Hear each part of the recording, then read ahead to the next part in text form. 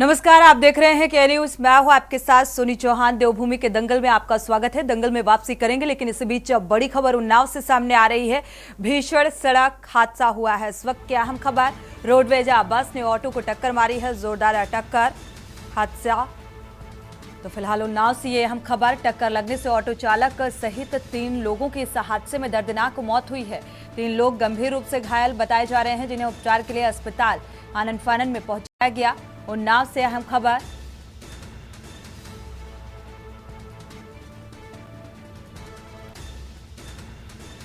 मुरादाबाद भरी मरी company road पर यह हादसा हुआ। हादसे में ऑटो पूरी तरह से क्षतिग्रस्त हुआ है। 3 लोगों की दर्दनाक मौत। इस हादसे में 6 लोग ऑटो में सवार थे। तो भीषण सड़क हादसा और हादसे में ऑटो पूरी तरह से क्षतिग्रस्त हुआ है। 3 लोग जख्मी बताए जा रहे हैं। विशेष संवाददाता अरुण अवस्थी इसी खबर पर जुड़े हुए हैं। देखा जाए तो हादसे की वजह क्या कुछ निकलकर सामने आई, साथ ही 3 लोगों के इस हादसे में दर्दनाक मौत होना बताया जा रहा है, क्या अपडेट? सोनी जी, ये पूरा मामला बांगरमो कोतवाली क्षेत्र का है, जहां पर आज रोडवेज बस जो हरदोई की तरफ से आ रही थी और कस्बा गंजमुरादाबाद के समीप बस ने एक ऑटो में जोरदार टक्कर मार दी, जिससे रोडवेज जो ऑटो था वो पलट जाता है और पलटने के बाद जो उसमें सवारियां बैठी होती हैं, जिनकी संख्या लगभग 6 होती है, वो गंभीर रूप से घायल हो जाती हैं। और जब ऑटो को सही किया जाता है उसके बाद 2 लोगों की मौके पे मौत हो जाती है। शेष को अस्पताल भेजा जाता है, जहाँ पर एक की अस्पताल में इलाज के दौरान मौत हो जाती है। इस तरीके से अगर कहें तो 3 लोगों की इस पूरे इस घटना में 3 की मौत बिल्कुल है। लेकिन अक्सर ये उन्नाव से भीषण सड़क हादसे की तस्वीर सामने आ रही है, लेकिन अक्सर देखने को मिलता है कि रोडवेज बसें जिस तरीके से रास्ते में या सड़क में फर्राटा भरती हुई नजर आती हैं, अक्सर लोग हादसे का शिकार होते हैं। कई वाहन इनके जद में आते हैं।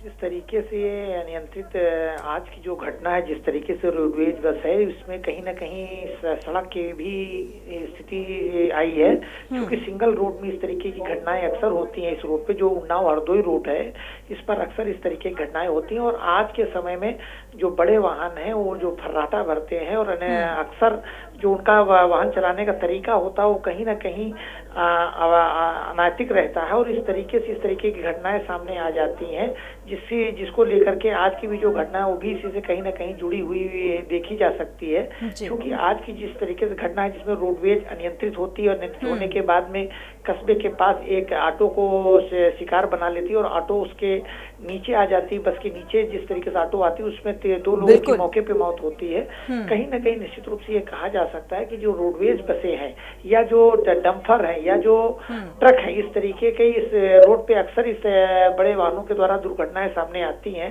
और इस तरीके की घटनाओं में लोगों की मौतें होती हैं। लेकिन इस पर कोई भी सुधार न तो पुलिस प्रशासन के स्तर से देखने को मिल रहा है, न ही परिवहन विभाग के स्तर से देखने को मिल रहा है। और घटनाएं लगातार बढ़ती चली जाती हैं। और जब कभी इस तरीके की दुर्घटनाएं होती है तो निश्चित रूप से कुछ समय के लिए पुलिस सक्रिय होती है और कार्रवाई की बात करती है, लेकिन फिर से वही जो ढर्रा है अपना लिया जाता है। शुक्रिया इस तमाम जानकारी को साझा करने के लिए।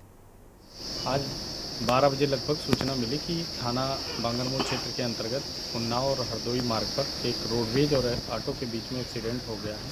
सूचना पर थाना पुलिस तत्काल मौके पर पहुंची और वहां पर ऑटो में सवार 3 व्यक्ति की ऑन स्पॉट डेथ हो गई थी और 3 व्यक्ति घायल थे।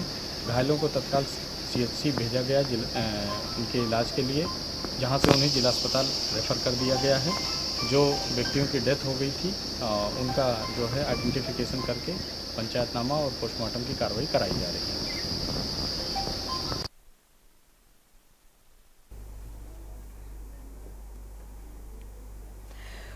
वापस से देवभूमि के दंगल का रुख करते हैं और आज देवभूमि के दंगल में बात मुलाकातों का दौर जारी, विपक्ष के सवाल भारी।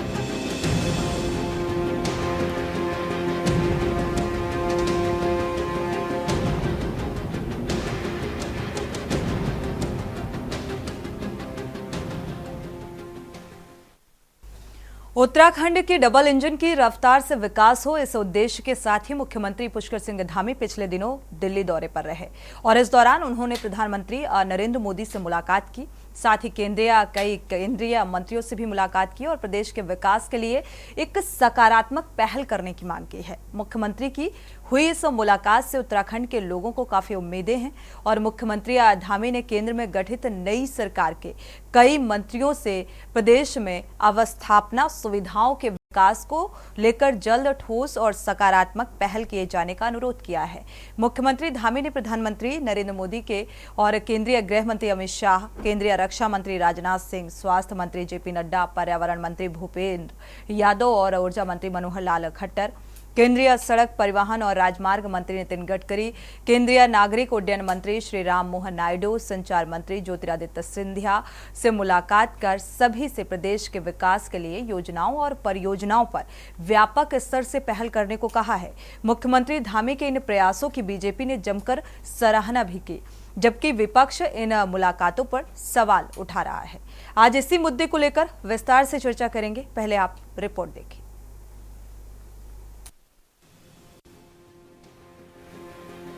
उत्तराखंड की जनता को डबल इंजन की रफ्तार से विकास का दृश्य दिखाने के उद्देश्य से मुख्यमंत्री धामी ने प्रधानमंत्री नरेंद्र मोदी समेत कई मंत्रियों से दिल्ली में मुलाकात की है। सीएम धामी ने प्रधानमंत्री से विभिन्न विकास के मुद्दों पर चर्चा की। सीएम धामी ने पीएम मोदी से राज्य की 24 प्रस्तावित जल विद्युत परियोजनाओं पर पुनर्समीक्षा करने का अनुरोध किया है। इसके साथ ही मानसघर मंदिर माला मिशन के लिए 1000 करोड़ रुपए की सहायता दिए जाने, प्रदेश में प्रस्तावित 3 टनल परियोजनाओं की स्वीकृति दिए जाने, वन भूमि हस्तांतरण को व्यवहारिक बनाए जाने का अनुरोध भी किया है। इसके अलावा राज्य की रोड कनेक्टिविटी को बेहतर बनाने, संचार सुविधा को और बेहतर बनाने के साथ ही तमाम अवस्थापना सुविधाओं में सुधार के लिए केंद्र से सहयोग मांगा है। भाजपा ने उम्मीद जताई है कि राज्य के विकास में इस मुलाकात से कई लाभ मिलेंगे। प्रदेश के विषय हैं और सेंटर से बहुत अच्छी सहायता हमको रहती है, सहयोग रहता है। अभी नई सरकार बनी है तो माननीय मुख्यमंत्री जी सारे विषयों को लेकर एक बार नए सिरे से सभी मंत्रियों को मिल रहे हैं, अपने प्रधानमंत्री जी को मिल रहे हैं। तो निश्चित तौर पर उत्तराखंड के हित में है।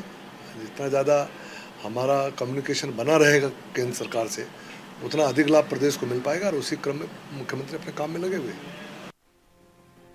वहीं एक ओर जहां भाजपा मुख्यमंत्री की इस मुलाकात को काफी सराहनीय बता रही है, तो वहीं दूसरी ओर विपक्षी दल केंद्र सरकार पर राज्य की उपेक्षा का आरोप लगा रहे हैं। विपक्ष को इस मुलाकात से कोई खास उम्मीद नहीं है। निश्चित रूप से बार-बार केंद्रीय नेताओं से मिल रहे हैं, उनको राज्य के लिए आर्थिक सहायता की बात कर रहे हैं, चाहे बिजली के क्षेत्र में हो, चाहे जल विद्युत परियोजनाओं के बारे में हो, चाहे आपके यातायात के बारे में हो, सड़कों के रखरखाव की बात हो, लेकिन उसका हासिल कुछ नहीं होता है। मुख्यमंत्री को हर हमेशा केंद्रीय नेतृत्व इनका बैरंग वापस भेजता है, निराशाजनक स्थिति में वापस भेजता है, खाली हाथ वापस भेजता है। मुख्यमंत्री जी अगर इस प्रदेश के विकास के लिए कहीं भी जाते हैं तो उसका स्वागत है। वो किसी भी मंत्री से मिलते हैं, प्रभावशाली व्यक्ति से मिलते हैं, बिजनेसमैन से मिलते हैं और अगर उससे इस प्रदेश का विकास होता है तो उसका उत्तराखंड क्रांति में स्वागत करता है। लेकिन आप ये बताइए कि उसका जो रिजल्ट है वो क्या निकल रहा है। 2022 में जब पुनः भारतीय जनता पार्टी इस प्रदेश में जीत के आएगी तो डबल इंजन बोल के आएगी। यदि वो डबल इंजन इस प्रदेश के विकास को आगे बढ़ाने में सक्षम नहीं हो पा रहा या सक्षम होने में असमर्थ है, तो आप बताइए मुख्यमंत्री के जाने का क्या औचित्य है। कुल मिलाकर एक और जहां मुख्यमंत्री पुष्कर सिंह धामी केंद्र सरकार से राज्य को आर्थिक मदद दिए जाने के साथ ही जल विद्युत परियोजनाओं को शुरू करने की तैयारियों में जुट गए हैं, तो वहीं दूसरी ओर माना जा रहा है कि राज्य में अब और तेज गति से विकास कार्य होंगे। निश्चित ही मुख्यमंत्री की मांग केंद्र ने मानी तो राज्य का विकास और तेज गति से हो पाएगा। Uttarakhand desk report. तो उत्तराखंड के विकास को लेकर धामी यानी कि उत्तराखंड के सीएम लगातार केंद्र स्तर पर उन तमाम मंत्रियों से मुलाकातें कर रहे हैं और इस मुलाकातों से अब जो उम्मीदें हैं उत्तराखंड वासियों की वो भी बढ़ी हैं और साथ ही कयास और विपक्ष के आरोप भी निकलकर सामने आ रहे हैं कि भाई रिजल्ट क्या मिलेगा। तो रिजल्ट को लेकर हम चर्चा की शुरुआत करेंगे। हमारे साथ खास मेहमान जुड़ चुके हैं, राजेश बिष्ट जी हैं बीजेपी से। आपका बहुत बहुत स्वागत है इस चर्चा में शामिल होने के लिए। आशीष नौटियाल जी हैं कांग्रेस प्रवक्ता, आपका भी बहुत बहुत स्वागत है इस चर्चा में शामिल होने के लिए। पीसी थपलियाल जी हैं यूकेडी नेता, आपका भी बहुत बहुत स्वागत है इस चर्चा में शामिल होने के लिए। उदित घलियाल जी हैं समाज सेवी, आपका भी बहुत बहुत स्वागत इस चर्चा में शामिल होने के लिए। आप सभी मेहमानों का स्वागत। शुरुआत कांग्रेस से कर लेते हैं, आशीष नौटियाल जी से। आशीष नौटियाल जी, क्योंकि डबल इंजन की सरकार, और डबल इंजन की सरकार जितना मजबूती के साथ अपने आप को स्थापित करने की कोशिश भारतीय जनता पार्टी ने की, तो क्या लगता है अब ये मुलाकात, क्योंकि उम्मीदें बढ़ती हुई नजर आ रही हैं, विकास को कितनी मजबूती मिलेगी? देखिए सोनी मैडम, कुछ भी नहीं कर रही भारतीय जनता पार्टी। आज अखबार में आ रखा है कि 21 पावर प्रोजेक्ट लगने हैं। पिछले 10 साल से केंद्र ने लटका रखे हैं। बताएं, डबल इंजन सरकार 10 साल से चल रही है, उसमें जो 21 पावर प्रोजेक्ट लगने हैं, जिससे 4000 समथिंग मेगावाट बिजली मिलनी है, उस काम को अटका रखा है। अभी भी राधा रतूड़ी जी ने कल बताया सचिव ने कि दिल्ली जाने गए लोग और वहां जाकर मीटिंग कैंसिल कर दी। तो आप राज्य का क्यों नुकसान कर रहे हैं? आपको जो प्रोजेक्ट, पहले ही बिजली नहीं है राज्य के पास, आपके अगर डबल इंजन सरकार है तो टिहरी बांध का फैसला कर लो। टिहरी बांध की सारी बिजली तो आप बाहर देते रहे हैं, उसका फैसला कर लो, परिसंपत्तियों का फैसला कर लो, कुछ तो करो। लगे तो सही डबल इंजन से कोई फायदा हो रहा है? सिर्फ डबल इंजन का एक ही फायदा कि उत्तराखंड के अंदर आप वीआईपी कल्चर बनाते हैं कि बाहर से कोई भी आ रहा है उसके लिए वीआईपी कल्चर, उसे वो दर्शन भी करेगा, उसकी गाड़ियां आना जाना सब आराम हो जाएगा, कोई कुछ नहीं बोलेगा। तो ये तो कुछ तरीका नहीं हुआ। तो मुख्यमंत्री जी का काम सिर्फ और सिर्फ जनता को दिखाना है कि मैं बहुत बड़ा काम कर रहा हूं, देखो किस प्रकार मिल रहा हूं, क्या कर रहा हूं, और धरातल पर कुछ नहीं है। इन्वेस्टमेंट समिट के नाम पर देख लीजिए, करोड़ों रुपए का इन्होंने जो है खर्चा कर दिया, उसके बाद आज तक कुछ नहीं हुआ। तो सिर्फ दिखा रहे हैं और इसके अलावा हमें नहीं लगता कि कुछ कर रहे हैं। चलिए, इस बात का जवाब राजेश बिष्ट जी से लेंगे, इसके बाद पीसी थपलियाल जी का रुख करेंगे। राजेश बिष्ट जी, क्या लगता है, क्योंकि मुलाकात को जो है विपक्ष कह रहा है कि ये महज एक दिखावा है? सोनी जी, सबसे पहले तो मैं आपके माध्यम से बताना चाहूंगा कि जिस प्रकार से भारतीय जनता पार्टी की केंद्र में तीसरी बार एक सशक्त और मजबूत सरकार बनी है, तो निश्चित रूप से इस प्रदेश के मुखिया की जिम्मेदारी भी होती है कि 1.25 करोड़ हमारे उत्तराखंडियों की तरफ से जो केंद्रीय नेतृत्व है, चाहे उसमें आदरणीय प्रधानमंत्री जी हैं, जो नया केंद्रीय मंत्रिमंडल इस समय हमारे देश को मिला है, उन सबका स्वागत भी करें, उनको जाके उनका सम्मान भी करें और मुलाकात करें। ये हमारी तरफ से एक शिष्टाचार भेंट बड़ी जरूरी होती है कि जब आप केंद्र में नए मंत्रिमंडल से मिलते हैं तो एक प्रदेश की रिप्रेजेंटेशन वहां जानी चाहिए। दूसरी बात, जहां तक हम लोग बात कर रहे हैं योजनाओं की, परियोजनाओं की, जो इस प्रदेश को मिली या नहीं मिली, भारतीय जनता पार्टी का शुरू से एक काम करने का तरीका रहा है, वो हमेशा समस्या का समाधान निकालने की कोशिश करती है, न कि विपक्ष की तरह समस्या में समाधान ढूंढती है। तो यहाँ पे क्या है, जब कोई समाधान हम निकालने की कोशिश कर रहे हैं तो विपक्ष के लोगों का एक अपना तरीका है काम करने का, जिसमें वो कोशिश करते हैं कि जो समाधान राज्य की सरकार या केंद्र की सरकार मिलकर निकालने की कोशिश करे, उसमें समस्या निकालो। तो मैं ये मान के चल रहा हूँ, जिस प्रकार से माननीय मुख्यमंत्री जी ने इस देश के सर्वोच्च पद पे बैठे मंत्रिमंडल से, प्रधानमंत्री जी से और लोकसभा के अध्यक्ष महोदय से मुलाकात करी, शिष्टाचार भेंट के साथ साथ जो उन्होंने बातें रखी इस प्रदेश के लिए, जो परेशानियां हो रही हैं इस प्रदेश को, अगर उसको रख के वहां से कोई समाधान निकाल रहे हैं तो इसमें हमारे प्रदेश के सभी लोगों ने स्वागत भी करना चाहिए। और ये सिर्फ एक भारतीय जनता पार्टी का अपना तैयार किया हुआ कोशिशें तो इससे पहले भी की गई हैं राजेश बिष्ट जी, कोशिशें इससे पहले भी मुलाकातें होती रही, आर्थिक तौर पर डिमांड की जाती रही है कि कैसे और विकसित किया जाए उत्तराखंड को, लेकिन विपक्ष का ये कहना है कि भाई खाली हाथ ही वापस लौटना पड़ता है। केंद्र के पिटारे से आगे क्या कुछ निकल कर सामने आएगा? क्योंकि जो डिमांड रखी गई है या जो मांग, जो ज़रूरत दर्शाई गई है, कितनी ज़रूरत पूरी होती है? क्योंकि धरातल पे दिखना चाहिए। आपको बता देता हूँ, जिस तरह से आदरणीय प्रधानमंत्री जी का उत्तराखंड के प्रति एक विशेष लगाव है, उस प्रकार से हमने जब देखा कि हम ऋषिकेश से कर्णप्रयाग रेल मार्ग तब तो बिन मांगे चीजें पूरी हो जानी चाहिए।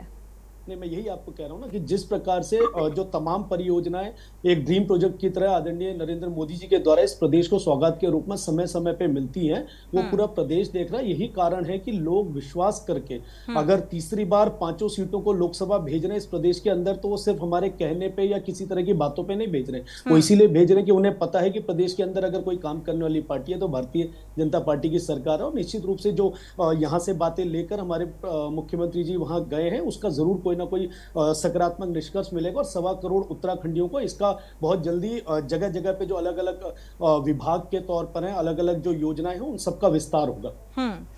ठीक है, विस्तार कितना होगा, धरातल पर कितनी योजनाएं काम करेंगी, किस तरीके से करेंगी, कब से काम की शुरुआत होगी और केंद्र के पिटारे से उत्तराखंड के लिए क्या कुछ दिया जाता है, इस पर नजर रहेगी। हमारे साथ पीसी थपलियाल जी भी जुड़े हुए हैं, यूकेडी नेता। पीसी थपलियाल जी का रुख करेंगे। पीसी थपलियाल जी, क्योंकि आज एक खबर सामने आई जहां पर यूकेडी के कई नेता प्रदर्शन कर रहे हैं, आंदोलन करने को मजबूर हैं।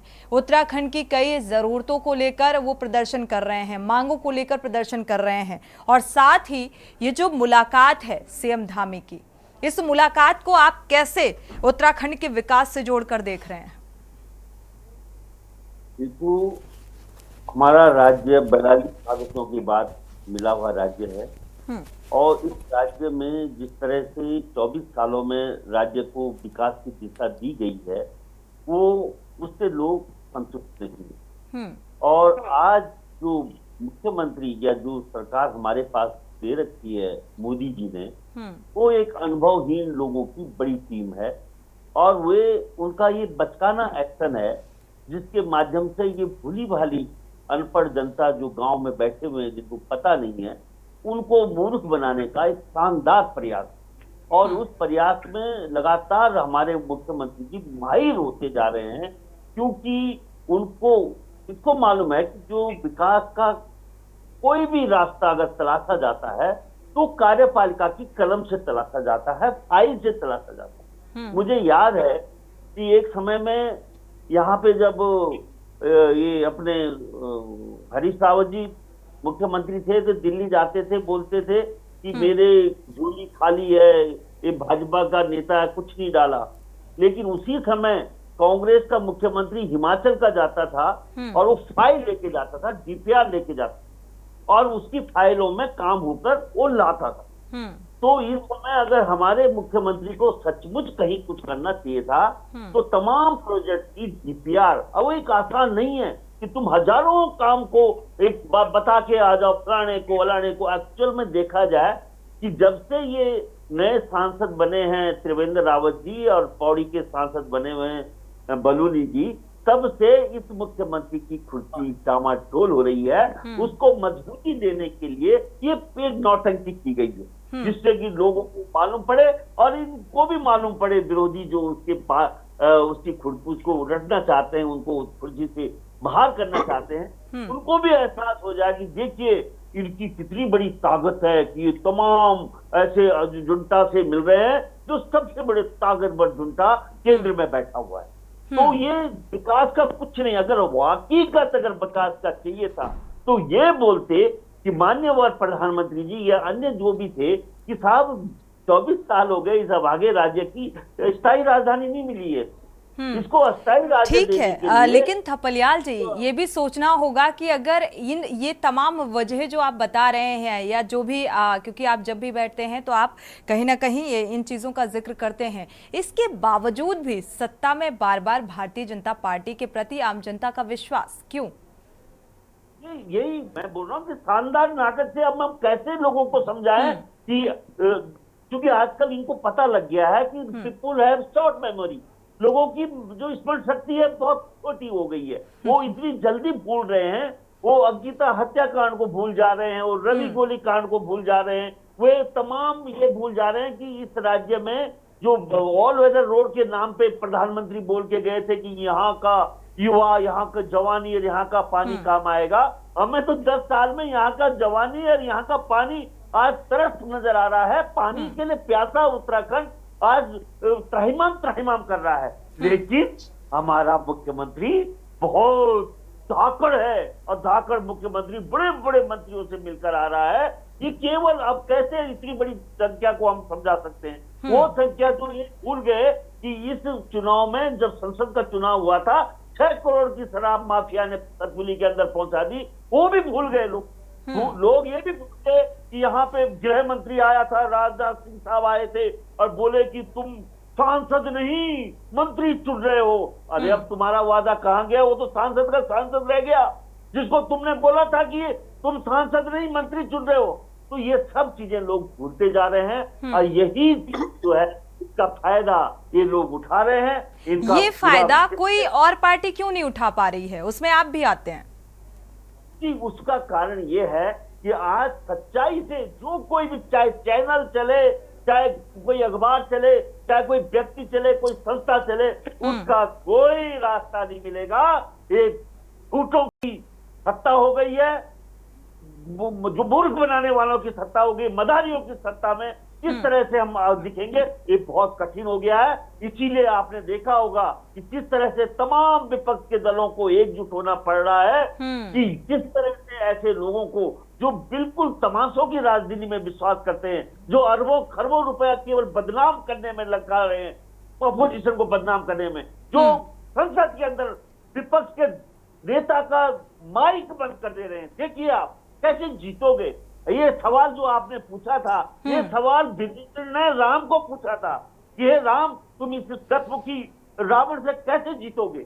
वही हाल आज हो गया इस देश की लोगों में। हमें बड़ा कठिन हो गया कि किस तरह से इस रावणी राजनीति नहीं, एक ठोस रणनीति तो बनानी होगी ना। अगर विपक्ष मुद्दों को लेकर भी तभी आता है सामने जब चुनाव होते हैं, चुनाव के वक्त वो मुद्दों को जोर शोर से उठाते हैं, फिर इसके बाद शांत हो जाते हैं। तो एक रणनीति तय होनी चाहिए, जिम्मेदारी तय होनी चाहिए, प्रतिनिधित्व तय होना चाहिए कि किस तरीके से रूपरेखा जो है तैयार करके जनता के बीच में जाना है। अब उपचुनाव है तो उपचुनाव को लेकर विपक्ष मुद्दे उठा रहा है। भाई, उससे पहले ये मुद्दे कहाँ गुम हो जाते हैं, आप लोग कहाँ चले जाते हैं? तो ये जरूरी है ना कि एक ठोस रणनीति हो। हमारे साथ समाजसेवी भी जुड़े हुए हैं, उदित घिल्डियाल जी का रुख करेंगे। उदित जी, क्या माना जाए, इस मुलाकात से उत्तराखंड का विकास कुछ हो पाएगा? क्या लगता है केंद्र के पिटारे से कुछ निकलकर सामने आएगा? सोनी जी, देखिए, बिना केंद्र के मदद के इस राज्य में आप बहुत बड़े कार्य नहीं कर सकते, ये सबको मालूम है। और यही नहीं, हर राज्य को, पंजाब को चाहिए, हर किसी को चाहिए, बिहार को चाहिए, आप राज्य लीजिए, सबको केंद्र से मदद चाहिए और केंद्र ही मदद दे रहा है। हमारे यहाँ जितने भी बड़े कार्य चल रहे हैं, चाहे वो सड़क हो, चाहे टनल हो, चाहे कोई हो, चाहे जंगलात का मैटर हो, वो सारा का सारा केंद्र पे जा रहा है। अगर मुख्यमंत्री जा रहे हैं और केंद्र से हमें कुछ ना कुछ राहत मिल रही है या हम लोगों को कुछ मिल रहा तो अच्छी बात है। मैं पीछे चलना चाहता हूँ, 2003-4 में एनडी तिवारी जी थे, इतने बड़ा सिडकुल बने, क्या वो केंद्र की मदद के बिना बने? नहीं, उसमें केंद्र की ही भूमिका थी। जो पैकेज दिया, जो इंडस्ट्रियल पैकेज दिया, यह चलता रहता है, इसमें सबको सहयोग करना चाहिए for the interest of the state. Uttarakhand राज्य के हित के लिए सभी को मिलकर एक साथ एक भूमिका, अपनी पॉजिटिव भूमिका निभानी चाहिए। अब प्रॉब्लम कहाँ आती है? प्रॉब्लम ये आती है कि ये सब योजनाएं तो आ रही है, जैसे थपलियाल जी ने कहा कि हमारे बच्चों को उससे क्या मिल रहा है, वो इसलिए नहीं मिल रहा है कि स्किल नहीं है बच्चों पे। वो स्किल भी, जो स्किल का जो ट्रेनिंग सेंटर्स हैं, वो भी भारत सरकार से ही आएंगे। आपकी जितने सब्जेक्ट्स हैं वो भी भारत सरकार ही चेंज करेगी। यहाँ के स्किल के जो टीचर्स हैं वो बहुत पुअर क्वालिटी के हैं। जो विषय हैं वो भी अनाप शनाप विषय है, उनका आज की डेट में रेलवे या हाईवे या अन्य चीजों से मतलब नहीं है। स्किल्स डेवलपमेंट को लेकर भी जो सरकार की योजनाएं हैं उसमें भी तो भ्रष्टाचार है उदित जी। भ्रष्टाचार तो अब उसके लिए तो नकेल कसनी पड़ेगी, वो तो वर्तमान में मुख्यमंत्री जी को देखना पड़ेगा। युवा हैं, कर सकते हैं, प्रधानमंत्री का सहयोग है पूरा, उनकी दृष्टि। हम गांव में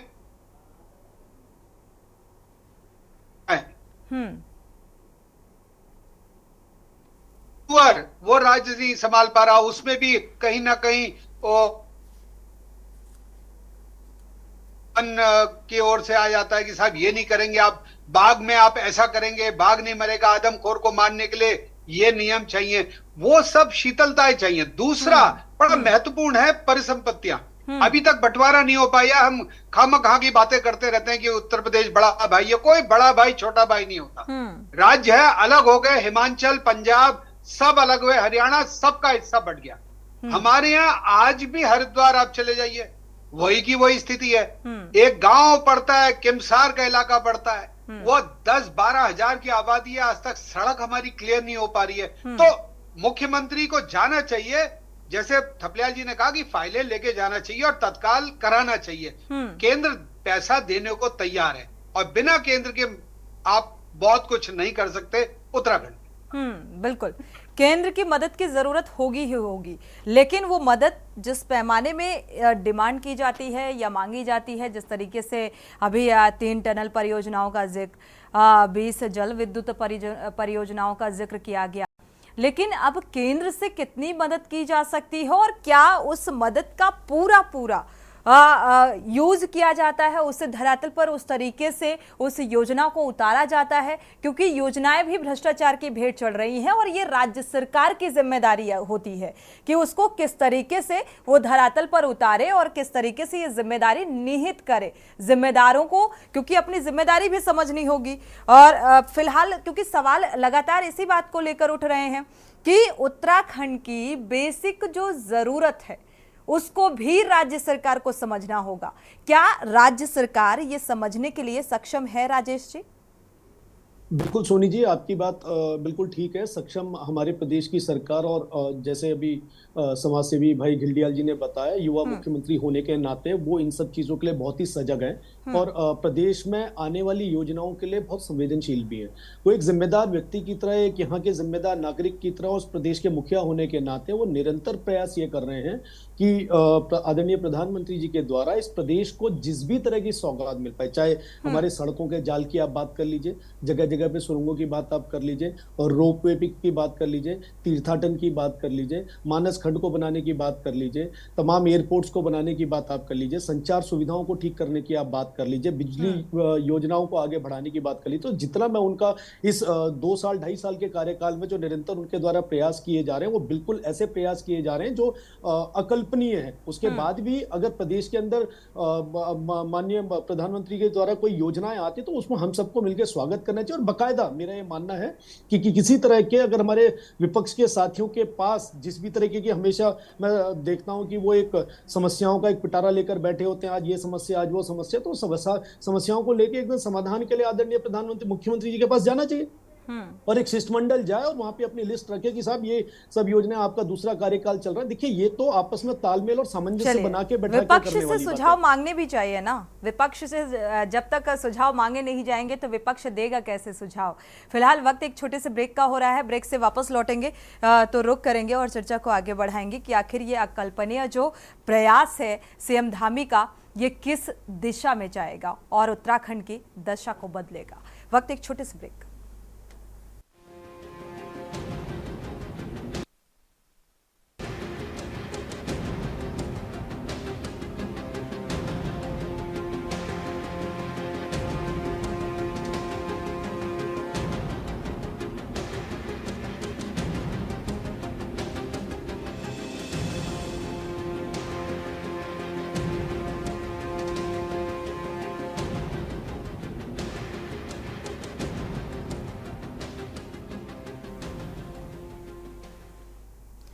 ब्रेक से वापस आ रहे हैं क्योंकि उत्तराखंड के विकास को लेकर धामी की सजगता और इसी को लेकर ये मुलाकात के बाद अब उत्तराखंड वासियों को बेहद उम्मीदें कि यहाँ पर जो एक स्मार्ट सिटी है, स्मार्ट सिटी को और बेहतर इस पर क्या कुछ काम होगा। टनल को लेकर जो परियोजनाओं को, 3 टनल की परियोजनाओं को लेकर जो मांग रखी गई सीएम धामी की तरफ से, साथ ही जिस तरीके से 20 जल विद्युत परियोजनाएं हैं, अब हरी झंडी कब मिलेगी, कब से इसमें शुरुआत होगी, आर्थिक सहायता कितनी दी जाएगी, ये तमाम अहम सवाल खड़े हो रहे हैं और इन्हीं सवालों के जवाब हम राजेश जी से लेंगे।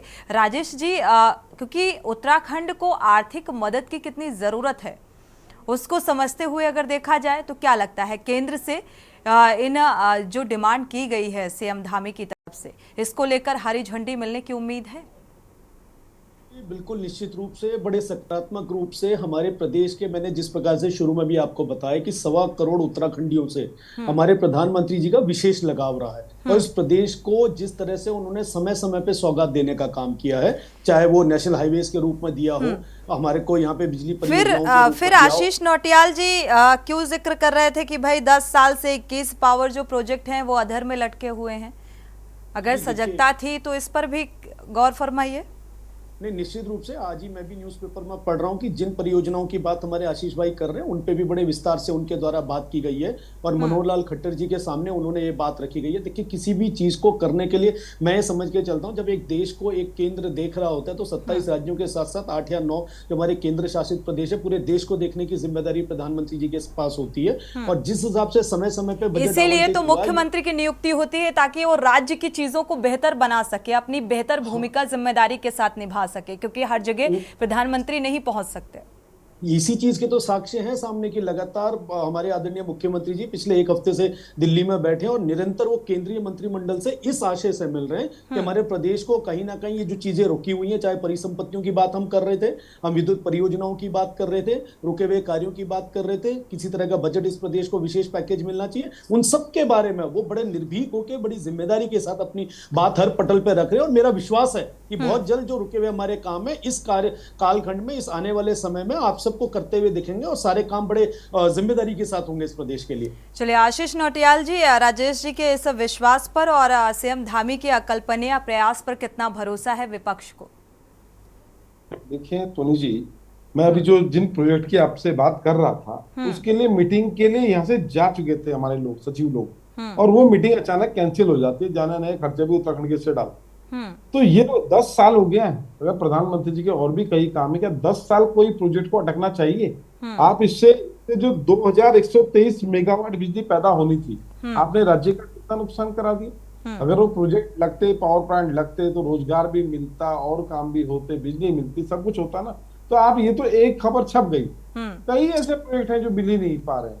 तो बड़ा दुर्भाग्य है राज्य का कि सिर्फ दिखावे पे ध्यान। अच्छा, आज की डेट पे उत्तराखंड के अंदर आप देख रहे होंगे मलिन बस्ती का मुद्दा बड़ा छा रखा है। कुछ 250-300-400 मकान है, कोई ज्यादा भी नहीं है, इतने ही मकान है बेचारे जो परेशान हैं। और हमने एक की हत्या कर दी, बीजेपी सरकार ने एक महिला की वो हत्या कर दी, सीधा सीधा वो हत्या है उस महिला की। अच्छा, आप लेके पहुंचते हैं, उसको हार्ट अटैक आता है, वो मर जाती है, तो ये हत्या है, ये भाजपा सरकार द्वारा हत्या की गई है। आप बताएं, 4 करोड़ मकान की बात करते हैं, हमने 4 करोड़ मकान बना दिए, 3 करोड़ और बन रहे हैं। मुख्य प्रधानमंत्री से 500 मकान मांग लाते कि हमारे राज्य में लोग मर रहे हैं, हम मार रहे हैं, मर भी नहीं रहे, हम मार रहे हैं, तो उन्होंने मकान नहीं दे पाए। प्रधानमंत्री जी ने कहा था 2022 तक हर किसी को अपना मकान मिलेगा, अपने छत मिलेगा। आप तोड़ने का काम कैसे कर सकते हैं? वो क्या विदेश से आ रखे? तो ये दुर्भाग्यपूर्ण। अगर आप जा रहे हैं तो निश्चित मुझे लगता है सबसे जरूरी काम ये भी है कि आप जिनके मकान तोड़ रहे हैं उनको कुछ ना कुछ राहत देने का काम करते। 500 मकान ले आते, ज्यादा मत लाते, 3 तोड़ दो, बाद में लाते रहना आप। तो आप इतना भी काम नहीं कर पाए। आप जो चक्कर काट रहे हैं भारतीय जनता पार्टी वाले, वो इसलिए काट रहे हैं कि 2.5-3 साल हो गया है इन्होंने राज्य मंत्री नहीं बनाए। अब ये चाहते हैं कि कुछ लेन देन हो, राज्य मंत्री बने और राज्य का पैसे का बंटाधार फिर किया जाए। अब राज्य मंत्री ने अत्यंत आवश्यक नजर आएगा, राज्य मंत्री चाहिए, बहुत नुकसान हो गया। तो नुकसान किया किसने? अगर राज्य मंत्री की आवश्यकता है तो टाइम पे बना देने चाहिए थे, काम होता, राज्य के हितों में काम होता, लोगों की समस्याएं सुनते। पर नहीं, वो चुनाव का समय नजदीक आ गया है तो आपको राज्य मंत्री के तौर पे अपने कार्यकर्ता तैयार करने हैं। सरकारी बजट पर आप अपने कार्यकर्ता तैयार करने का काम करें। विपक्ष को किसी ने रोका है क्या? आशीष नौटियाल जी, विपक्ष को किसी ने रोका है? आप भी अपनी तैयारी करिए। हम राज्य मंत्री कहाँ बनाए? वो तो पैसों में राज्य मंत्री बना रहे हैं, वो तो सरकारी पैसों में राज्य मंत्री बनाएंगे। गाड़ी मिलेगी, ऑफिस मिलेगा, पेट्रोल मिलेगा, सब व्यवस्थाएं मिलेगी और प्रचार भारतीय जनता पार्टी का करेगी। आते हैं राजेश। तो सड़क नहीं है, सड़क की मांग को लेकर लोग हड़ताल पर बैठ गए उत्तराखंड के अंदर कि सड़क नहीं तो वोट नहीं। ये हमारे सामने का उदाहरण हम सबने देखा है, डिबेटें भी हुई। आप सड़क नहीं बना पा रहे हैं उत्तराखंड के अंदर। पानी के लिए हाहाकार मचा है, पानी नहीं दे पा रहे हैं हम लोग। पानी के लिए भी लोग गाँव तरफ रहे हैं, पानी नहीं मिल पा रहा है। टैंकरों से पानी सप्लाई हो रहा है, रात रात को लोग उठे हैं, पानी नहीं मिल पा रहा है। अब बरसात आ गई, अब पानी ऐसा मिलेगा कि लोग बहना शुरू कर देंगे। ड्रेनिंग सिस्टम ही नहीं है। आप देखें जितनी नालियां हैं सब जाम हो रही है, चौक हो रखी है, उनमें ड्रेनिंग सिस्टम नहीं। तो सरकार हालांकि निर्देशित तो किया गया है जिम्मेदारों को क्योंकि मॉनसून को देखते हुए दिशा निर्देशित कर दिया गया है। इस खबर को मैंने भी पढ़ा। में फर्क है, निर्देशित कर दिया, हो गया, हमारे तो कोई सुनता ही नहीं है, बाद में बोल देंगे, हम तो बोलते हैं, कोई सुनने को तैयार नहीं हमारी, हम क्या कर सकते हैं। भ्रष्टाचार देखिए, अगर इसका फुल उदाहरण है भ्रष्टाचार का, अखबारों में रोज आता है कि भ्रष्टाचारी को पकड़ा, यानी भ्रष्टाचार कर रहा था तो पकड़ा। जीरो टॉलरेंस कहाँ है? उसने पता नहीं उसी दिन पहला भ्रष्टाचार थोड़ी रहा होगा उस आदमी का, पता नहीं कितने भ्रष्टाचार कर दिए होंगे, रोज भ्रष्टाचारियों की लाइन लगी पड़ी है। भारतीय जनता पार्टी के जो प्रवक्ता बैठे हुए हैं राजेश बिष्ट जी भी कई घोटालों का जिक्र करना शुरू कर देंगे। आशीष जी, जो आपके कार्यकाल के दौरान हुए, ऐसा नहीं है कि आप साफ सुथरी छवि के हैं, आपके भी कार्यकाल में कितने घोटाले हुए जग जाहिर है। कार्रवाई घोटाले पर कार्रवाई, ये कौन सी पार्टी का है?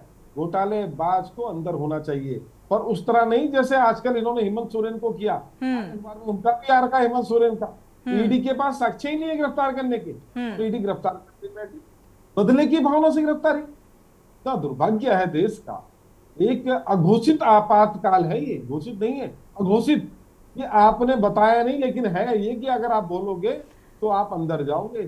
सोरेन को आपने चुनाव के टाइम पर अंदर कर दिया, अब अरविंद केजरीवाल अंदर है, उनका देखते हैं। आपातकाल वाली स्थिति इंदिरा गांधी के भी कार्यकाल में हुई थी, उसको लेकर भी आज भारतीय जनता पार्टी चिल्ला चिल्लाकर आपातकाल का जिम्मेदार कांग्रेस पार्टी को मान रही है, तो इसको भी देखना होगा। राजेश बिष्ट जी, इस बात का जवाब है क्या आपके पास? बिल्कुल सारी बातों का जवाब है। आशीष भाई ने जितनी बातों का जिक्र करा, सबसे पहले तो इनको बहुत ज्यादा अनुभव है, क्योंकि इनकी पार्टी में राज्य मंत्री पैसे के लेन देन से बनते हैं, या आपके मीडिया के चैनल से पूरे देश को बता रहे हैं। और 2014-15 में जो स्टिंग इनकी पार्टी के सर्वोच्च पद पे बैठे पूर्व मुख्यमंत्री के बारे में पूरे देश ने देखा। आज भी सीबीआई की तरफ से बेल पर वो इस प्रदेश के अंदर स्वतंत्रता से घूम रहे हैं, इस देश के अंदर चुनाव प्रचार कर रहे हैं। तो इसमें हमें बहुत ज्यादा बताने की जरूरत नहीं। जो अनुभवी लोग हैं वो आपको खुलेआम साक्ष्य दे रहे हैं कि लेन देन के बगैर, खरीदारी नहीं के बगैर राज्य मंत्री नहीं बनते। और 2002 से 2007 का कालखंड पहली चुनी हुई सरकार का इस पूरे देश ने देखा, जहां लाल बत्तियां ऐसे बट रही थी जैसे रेवड़ियां बटती हैं। दूसरा, 2004 से 14 का कार्यकाल जो केंद्रीय सरकार का रहा, उसमें कांग्रेस के द्वारा जिन परियोजनाओं पे आज हम सवाल खड़ा कर रहे हैं, क्या वो परियोजनाएं उन 10 सालों के कांग्रेस शासन के कार्यकाल में इतनी आसान थी तो क्यों नहीं हो गई थी? जो हम पे सवाल करने का काम करे, आरोप लगाना। माफी के साथ आपको रोकना चाहेंगे, चर्चा में वापसी करेंगे। इसी बीच मथुरा से बड़ी खबर सामने आ रही है। पंडित प्रदीप मिश्रा अब अपने बयान को लेकर नाक रगड़कर माफी मांगते हुए नजर आ रहे हैं, क्योंकि उन्होंने राधा रानी को लेकर बयान दिया था और जिसकी कहीं ना कहीं जिस बयान को लेकर नाराजगी भी देखने को मिली थी। और अब इसी बयान को लेकर पंडित प्रदीप मिश्रा ने राधा रानी से दंडवत प्रणाम किया है।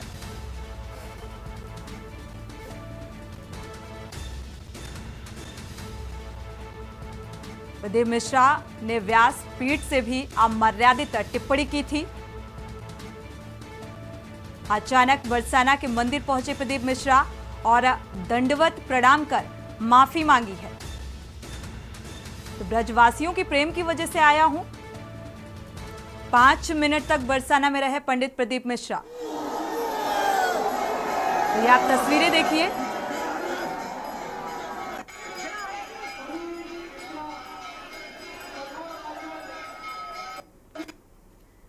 तो राधा रानी को लेकर जो बयान दिया, उसको लेकर अब दंडवत प्रणाम करते हुए बरसाने पहुंचे हैं और माफी मांगी है।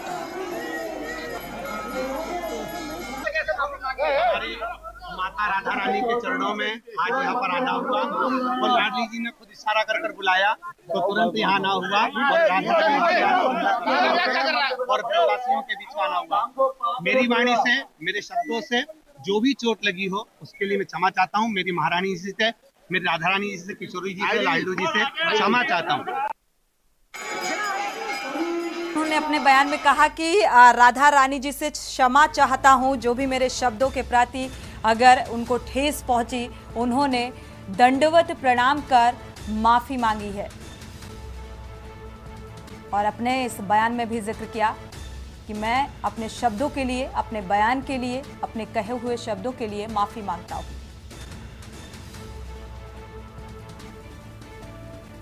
तो कथावाचक पंडित प्रदीप मिश्रा ने दंडवत प्रणाम किया।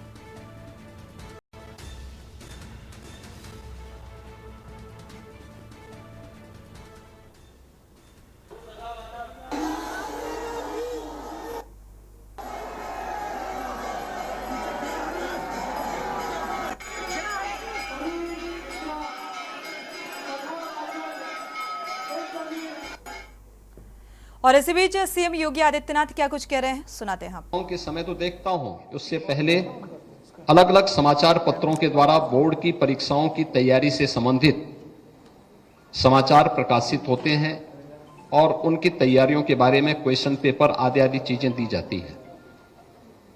लेकिन अगर वर्ष भर के कार्यक्रम को लेकर के बच्चों के लिए, प्रतियोगी परीक्षाओं के लिए, नीट की तैयारी के लिए, आईआईटी जेईई के लिए या किसी भी अन्य प्रतियोगी परीक्षाओं के साथ साथ बोर्ड की तो फिलहाल सीएम योगी आदित्यनाथ किस तरीके से परीक्षाओं को और जो भविष्य है छात्र छात्राओं का उसको और कैसे बेहतर बनाया जा सके इस दिशा में वो अपना कई अहम बातों का जिक्र करते हुए नजर आए। देवभूमि के दंगल में वापस लौटते हैं। चर्चा इस बात को लेकर कि उत्तराखंड का विकास कैसे संभव होगा जब उत्तराखंड की जरूरत को समझा जाएगा। हमारे साथ पीसी थपलियाल जी भी जुड़े हुए हैं, यूकेडी प्रवक्ता। पीसी थपलियाल जी का रुख करेंगे। देखा जाए तो सरकार की प्राथमिकता में क्या है सबसे पहले अगर देखा जाए, इस लिहाज से क्या लगता है उत्तराखंड का विकास होगा, क्योंकि लंबा एक अरसा बीत चुका है और जिस तरीके से अब विकास की बात जोर शोर से उठाई जा रही है, प्रधानमंत्री का एक ड्रीम लैंड है उत्तराखंड और इसके लिए मांग की जा रही है बार बार, तो दिल्ली की जो उत्तराखंड से दिल्ली तक की दौड़ है ये सार्थक होती हुई नजर आएगी, उम्मीद नजर आ रही है। देखो, जो ये फैलाते हैं कि प्रधानमंत्री बहुत ही प्यार करते हैं उत्तराखंड से, ये सबसे बड़ी मूर्खता वाली बात है, क्योंकि प्रधानमंत्री हर राज्य में जाके यही बोलते हैं कि मैं इस राज्य से बहुत प्यार करता हूँ। उनकी आदतों में शुमार है। और अगर ये उत्तराखंड को सच में प्यार करते हैं तो जब वो केदारखंड में और बद्रीनाथ में, बद्रीनाथ को बद्रीशपुरी, केदारनाथ को केदारपुरी बनाने पे तुले हुए हैं, उच्च हिमालय में इतना बड़ा निर्माण करने पे तुले हुए हैं, तो क्या उनको ये नहीं मालूम कि इस राज्य की मुख्य डिमांड, जिन शहीदों की मुख्य डिमांड गैरसैंण राजधानी, स्थायी राजधानी का था, वो आज क्यों राजधानी के ऊपर जो क्या एक राज्य बिना स्थायी राजधानी का चलता रहेगा? नंबर 1। नंबर 2, जो हालत स्वास्थ्य की है पहाड़ों में, किस तरह से एक बिटिया देवप्रयाग में इसलिए जल गई कि वो जली हुई बिटिया ने प्राण दे दिए, क्योंकि वहां से देहरादून लाना, बाकी पहाड़ों में पूरी तौर से स्वास्थ्य सेवाएं मुंह के बल गिर चुकी है। पहाड़ों में शिक्षा मुंह के बल पे गिर गया है। वहां पे जो जंगली जानवरों का आतंक है उससे लोग भाग रहे हैं गांव छोड़ छोड़ के, और 5 किलो राशन में पल रहा मेरा पहाड़ आज अपनी अस्तित्व की लड़ाई लड़ रहा है, और ये पूंजीपतियों के लिए काम करने पे तुला हुआ है कि साहब फलानी जगह एयरपोर्ट बनाना है, फलानी जगह एयरपोर्ट बनाना है, वो हमने यहाँ से चौड़ी रोड और एक्सप्रेसवे बना दिया, और वो एक्सप्रेसवे बना जिसमें मेरे बच्चे नहीं जा सकते। आज पहाड़ का बच्चा जो मेरे भाई गांव में है वो देहरादून आना बंद हो गया, क्योंकि जो किराया है वो 5 गुना बढ़ गया है। बिल्कुल, ये ऐसे मुद्दे रहे जो इस बार चुनाव के दौरान भी खूब जोर शोर से उठाए गए विपक्ष के द्वारा। माफी के साथ आपको रोकना चाहेंगे, वापसी करेंगे, सीधे रुक करते हैं। मेधावी छात्र छात्राओं के सम्मान समारोह में पहुंचे हुए हैं सीएम योगी आदित्यनाथ, क्या कुछ कह रहे हैं सुनिए। देखिए, जीवन के बारे में हर व्यक्ति जानता है। हम जिसको मृत्यु कहते हैं वो वास्तव में मृत्यु हमें दिखाई देता, लेकिन वो नया जीवन भी है। हम जिसको असफलता कहते हैं, ये मान के चलिए कि किसी बड़ी सफलता का वो मार्ग प्रशस्त करने जा रहा है।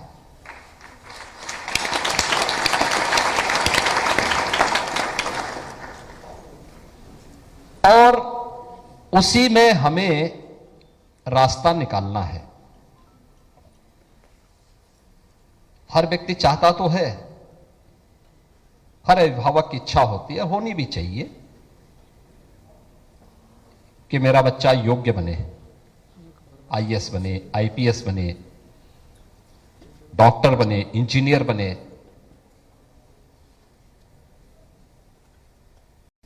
मेरा मानना है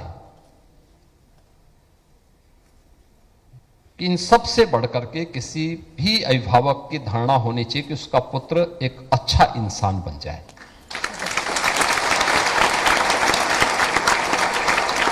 अच्छा इंसान अपने बारे में, अपने समाज के बारे में, अपने देश के बारे में अपनी जिम्मेदारियों का निर्वहन करना सीख जाए।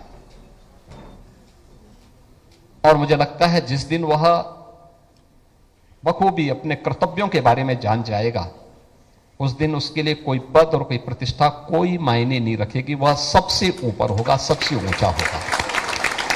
और मुझे लगता है कि अभिभावकों को भी और हर युवा को इस दिशा में प्रयास करना होगा। अगर हमें भारत को 2047 में प्रधानमंत्री मोदी जी के विजन के अनुरूप एक विकसित भारत बनाना है, तो सबसे पहले अपने कर्तव्यों के ईमानदारी पूर्वक निर्वहन की दिशा में हम सबका प्रयास होना चाहिए। और वह तभी हो पाएगा जब अच्छे नागरिक बनेंगे। अच्छा नागरिक होता क्या है कि हम अपनी स्वयं की संपत्ति को तो अपनी संपत्ति मानते हैं, लेकिन जो ये राष्ट्रीय संपत्ति है, क्या ये किसी सरकार ने अपने जेब से दे रखा है क्या? कुछ भी हो सकता है, वो सड़क हो सकती है, कोई पुल हो सकता है, कोई स्कूल हो सकता है, कोई हॉस्पिटल हो सकता है, कोई सामुदायिक केंद्र हो सकता है। सरकार ने उसका निर्माण किया है या किसी चैरिटी संस्था ने किया है या किसी अन्य व्यक्ति ने, किसी निवेशक ने पैसा लगाया है। तो सीएम योगी आदित्यनाथ को आप सुन पा रहे थे। उन्होंने कहा कि 2047 तक का जो विकसित भारत का संकल्प है प्रधानमंत्री नरेंद्र मोदी का, एक सपना, वो कैसे साकार होगा, इस विषय में वो एक अच्छा नागरिक बनना बेहद जरूरी होता है, इस ओर प्रयास करना चाहिए, इस बात का जिक्र किया। देवभूमि के दंगल में वापस लौटते हैं, पीसी थपलियाल जी का रुख करेंगे। बात अधूरी रह गई थी पीसी थपलियाल जी, आपकी अपनी बात को पूरा कर सकते हैं कि सरकार की प्राथमिकता में क्या है? प्राथमिकता में प्रचार है, प्रवचन है। जिस तरह से नेता अगर इसी तरह से प्रवचन देने लग जाए विश्व में, तो वो देश एक इंच आगे नहीं बढ़ सकता इन प्रवचनों के माध्यम से। आज जो जरूरत है, हम आंदोलन किया, हमने बोला ताली पुल बनना चाहिए, जो चिंताली अभी भी आप लोग आंदोलन ही कर रहे हैं। आप अपनी पार्टी को इतना मजबूत क्यों नहीं बना पाए? आंदोलन ही करते रहेंगे। मजबूत कैसे बनाए? हम माफियों के साथ हाथ मिला ही सकते, हम खत्म हो जाएंगे, लेकिन माफिया परस्त राजनीति को हम कतई स्वीकारेंगे। ये तो उन्होंने राज्य फेल किया है। इतने संपन्न राज्य आज घुटने टेककर कटोरा लेकर केंद्र के पास बैठा हुआ है। हमारी धिक्कारो हमें। हम क्यों बिठा रखे हैं ये लोग? ये पत्थर लेकर हम क्यों ढो रहे हैं? एक इसलिए पर्यटन मंत्री बिठा रखा है जब वो भीड़ कंट्रोल नहीं कर सकता। ये क्यों वन मंत्री बिठा रखा है जब वो वनाग्नि कंट्रोल नहीं कर सकता। ये जब शिक्षा मंत्री क्यों बैठाया तो शिक्षा का तुमने पूरा प्राइवेटाइजेशन कर दिया है। ये तो तमाम ऐसे लोग बिठा दिए हैं जो बिना बात के राजा बनकर हमारे को नोच रहे हैं, नोच की तरह। ये केंद्र में जाकर उन राजाओं से भीख मांगने जा रहे हैं इस राज्य में, जो हिमालय राज्य अपने आप में सक्षम है, जिसके रेत बजरी और जो आती है पहाड़ों से बहकर, सोना है सोना। और उसके लिए यहाँ माफिया किस तरह से लड़ रहा है, किस तरह से जंगल काट रहा है, किस तरह से हमारा पानी आज पूरा का पूरा दिल्ली पी रहा है।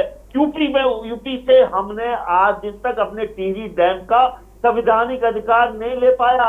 अगर ये मुख्यमंत्री हमें टिहरी डैम का संवैधानिक अधिकार, क्योंकि जल जमीन जंगल पे राज्य का संवैधानिक अधिकार होता है, उस अधिकार को ले ले तो हम इस मुख्यमंत्री के पांव धो के पिएंगे। राजनीतिक पार्टी जाए भाड़ में। हमें चाहिए सब व्यक्ति जो इस राज्य को आगे बढ़ाए। तमाशा वाले लोगों से हम चिढ़ते हैं। इन्होंने एक सिंगताली पुल का निर्माण नहीं किया। सिंगताली पुल, और आज वो रामनगर से यात्रा ले जाने की बात कर रहा है। आप ये देखते किस तरह से बेवकूफ बनाकर, किस तरह से धोखे में रखकर पूरा, मतलब वो कितनी बड़ी हिम्मत है कि गढ़वाल में जो बद्री केदार 4 धाम है, उनकी यात्रा वो रामनगर से नैनीताल होते हुए गैरसैंण ले जाना चाहता है, जो धर्म के विरुद्ध है। ऐसे व्यक्ति को क्या बोलेंगे हम? ये राज्य हिती है किस तरह से? और तमाशा दिखा रहे कि आप फलाने मंत्री के पास, फलाने केंद्र में जा रहे हैं, तो दुख होता है। बिल्कुल दुख ऐसे होता है। राजनीति से दुख होता है, लेकिन सत्ता में जब आसीन जनता करती है तो कुछ ना कुछ उस जनता को कैसे लुभाया जाए, ये तो विपक्ष और अन्य राजनीतिक दलों को भी बखूबी आना चाहिए, सीख जाना चाहिए, कोसने की बजाय, क्योंकि कोसने से मुझे लगता है समस्या का समाधान निकलकर सामने नहीं आएगा। थपलियाल जी, अंग्रेज भी आए थे यहाँ और इसी तरह से उन्होंने पूरे भारत में कब्जा कर दिया था। इस समय गुजरात टीम एक रणनीति के तहत भारत के पूरे संसाधनों में कब्जा करना चाहती है। इसको कोई भी हटा नहीं सकता। इसके लिए अंग्रेजों को भगाने के लिए 100 साल लगे। देखो अभी आपने देखा कि किस तरह से योगी कह रहे हैं कि 2047 और 2047 तक कोई जिंदा रहेगा क्या? कैसे तुम्हारा 2047 आने वाली पीढ़ी के लिए ये भविष्यवादी सोच है थपलियाल जी। भोली वाली जनता को बेवकूफ बना रहे। उदित घिल्डियाल जी का रुख कर लेते हैं। बिल्कुल उदित घिल्डियाल जी का रुख करेंगे। उदित जी, क्योंकि थपलियाल जी ने जो महत्वपूर्ण बातें कही या उनका जो गुस्सा रहा, क्योंकि आंदोलन में कई अहम महत्वपूर्ण मुद्दों को लेकर और एक क्षेत्रीय मजबूत पार्टी होने के नाते उन्होंने अपनी भूमिका को निभाया है और आज भी कई अहम मसलों को लेकर प्रदर्शन किया जा रहा है यूकेडी की तरफ से। लेकिन क्या प्रदर्शन से समस्याओं का समाधान आज निकलकर सामने आएगा? उत्तराखंड की प्राथमिकता और सरकार किस अहम बिंदु को प्राथमिकता में रखती है, ये भी महत्वपूर्ण है।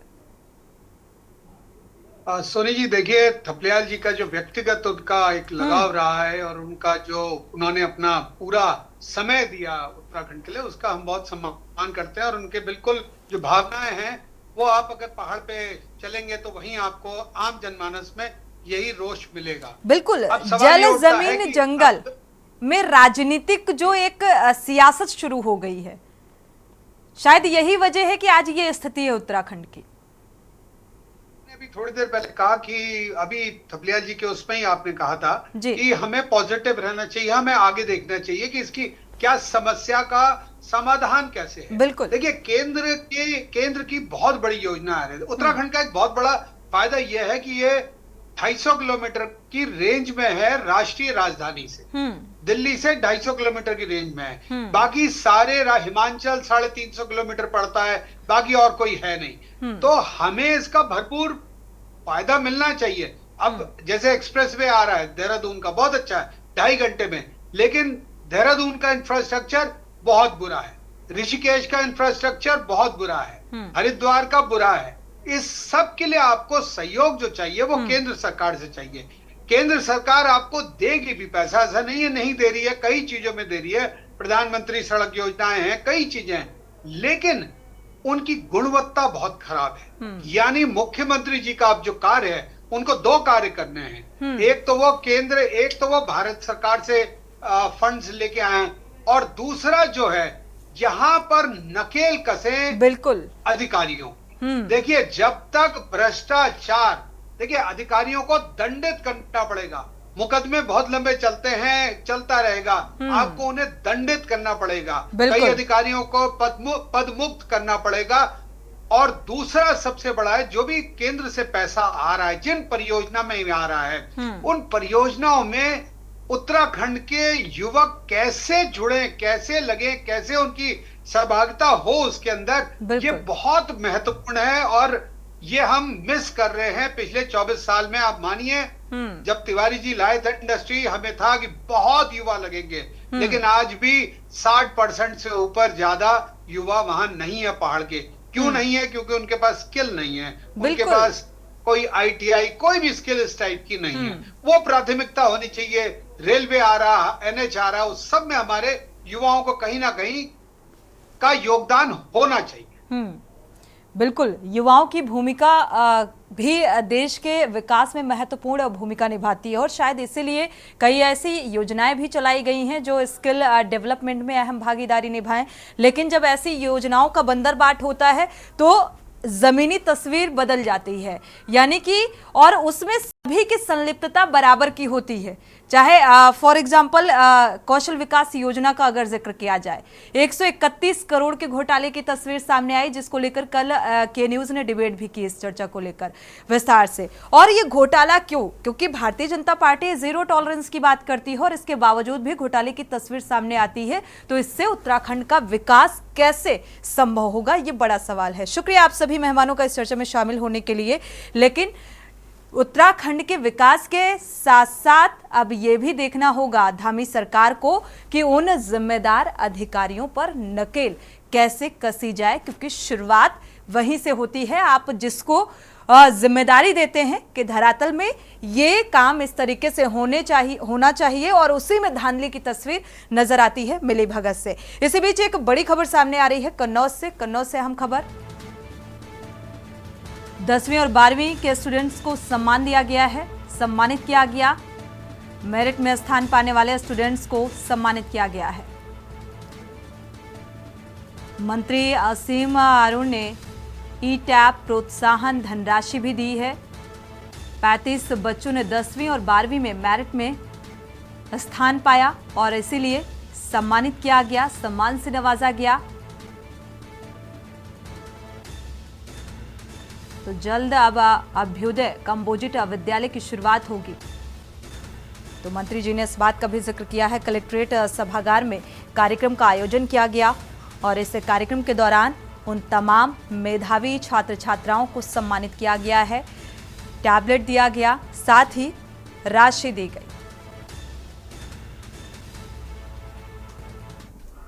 और इसी बीच लखनऊ से अहम खबर सामने आ रही है। आपको बता दें, लखनऊ से इस वक्त की बड़ी खबर, एयरपोर्ट के टर्मिनल 3 की बारिश में पोल खुलती हुई नजर आ रही है।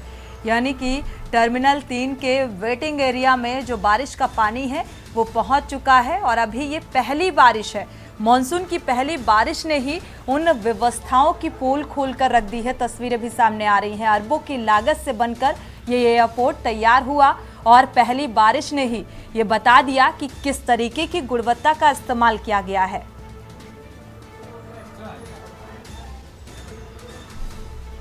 तो अरबों की लागत से बना ये एयरपोर्ट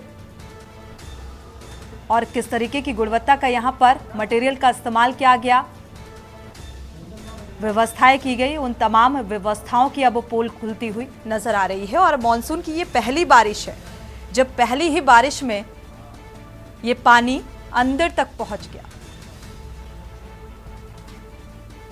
तो वेटिंग एरिया में पानी पहुंचा, जहां पर तमाम जो ट्रैवलर्स हैं वो वेटिंग करते हैं, वेट करते हैं और इंतजार करते हैं। और ऐसे में अब व्यवस्थाओं को लेकर सवाल। इसी के साथ देवभूमि के दंगल में इतना ही। आगे खबरों के लिए आप देखते रहिए के न्यूज़ इंडिया।